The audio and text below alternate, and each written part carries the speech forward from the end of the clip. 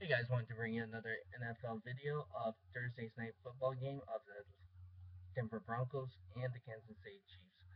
And so this was actually a surprising finish. If you watched this whole game, especially at one point the Chiefs were up 14-0, and Denver Broncos looked like they were lost in this game for a little bit, but was able to tie it before the end of first half. Every quarter was tied even down to the stretch. It was they the Denver Broncos scored two quick touchdowns to end the game.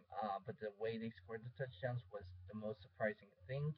If you haven't seen the highlights, I would suggest you to highly watch it on ESPN.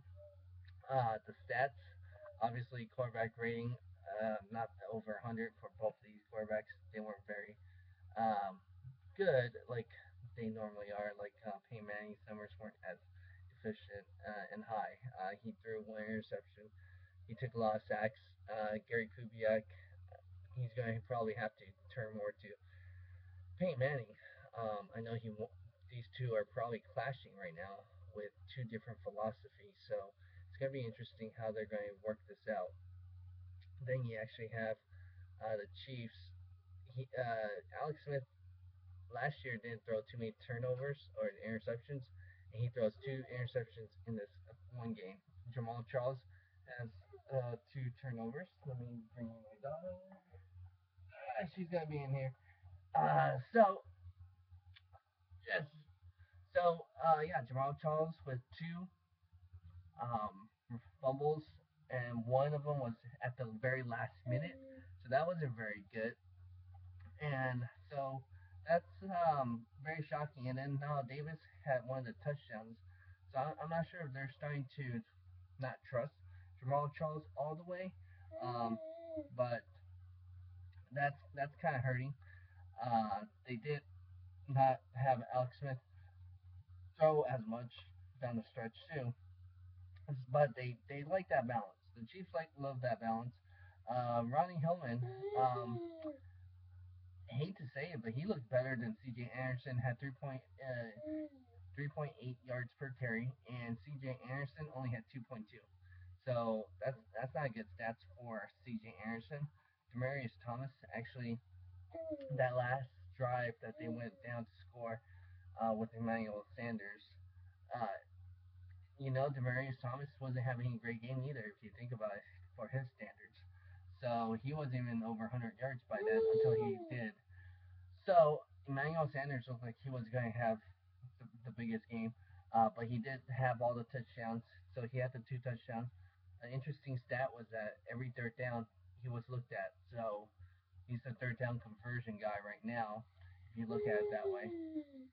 Um, Travis Kelsey, he wasn't as effective as last week. He had no touchdowns, 4 for 58.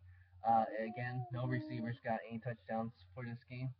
Uh, so that's kind of it was a good game overall. It started off slow.